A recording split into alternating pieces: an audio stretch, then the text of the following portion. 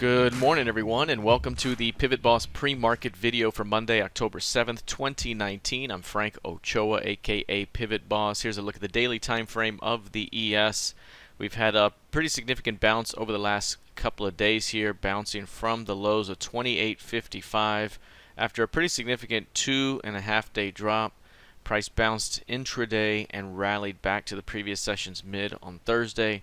Friday rallied throughout the session, and here we are right now, kind of inside day, kind of a low range day, 40% of average daily range right now. And one thing here is Friday's high came just shy of the 29.60 level, which is a very important level that we continue to watch. 29.61 is the top end of the key range. That's the level that we mentioned before. While we could see a bounce here, this level could be enough for bears to defend and return prices back down. Very similar to what we talked about the first time. We broke down below, we got a bounce here back up, and then it failed again, bounced back up, and it failed again, bounced back up. So we could see very similar price action again. So right now 29.60 is going to be the big time level here to the upside. If it can get through that level, then there's an easy path to the previous highs.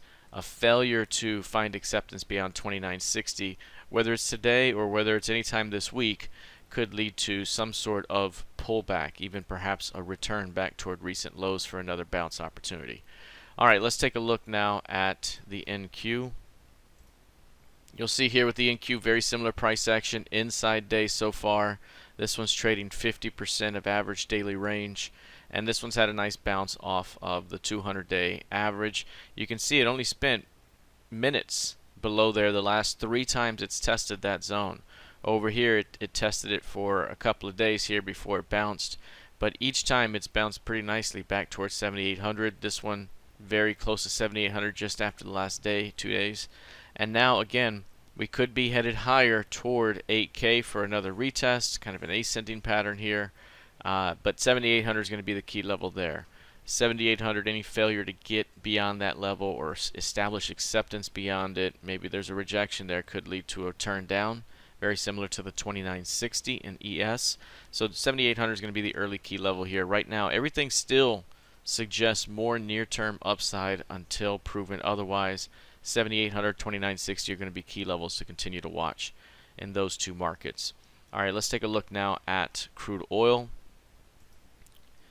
Crude has been strong here ever since hitting the 51s. We talked about, if this market gave up 53, it would open up a return back toward 50.5. Between 50 and 51 was kind of that target zone. It's bounced here and here and here off that zone. It hit it again, barely getting below 51s by 1 tick, and then turning around by the end of the day. 2 strong days here so far to the upside off those lows.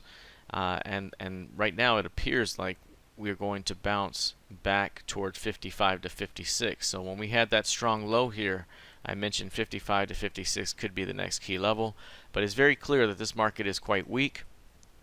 Strong top up here at 63.38, the FOMC key level. A strong reversal here so far. Every time bulls have come in to defend, we've seen a stop run each and every time. So right now this is a pretty strong area of support. We're not seeing any signs of weakness at the moment, so this could lead to more upside here as long as price can continue to hold above 52. 55 to 56 could be in play over the course of the week. All right, lastly, taking a look at gold futures here. You'll notice with gold, still have that rounded top types pattern. We're still holding above 1480, 1490. Right now we have a very narrow 3-day range, so if I were to put this advanced ADR indicator to a 3-day range here, it would likely show compression.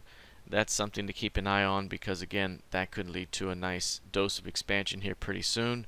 I would say right now 1525 is the most important level. That's the level we've been talking about the last few days. If we can't get beyond that zone, then we likely retest the low, if not drop a little bit below it, keeping this kind of pattern intact with lower highs right now, and you also have lower lows so far. So somewhere perhaps between 1440 and 1460 could be the next target if 1525 remains resistance. Above 1525, easy continuation to recent highs. Perhaps there's a wider trading range that takes place within this D-shaped profile. All right, that is it for now. We'll see how this plays out the rest of the week. Good luck, trade well, and I'll see you in the trading room. Take care.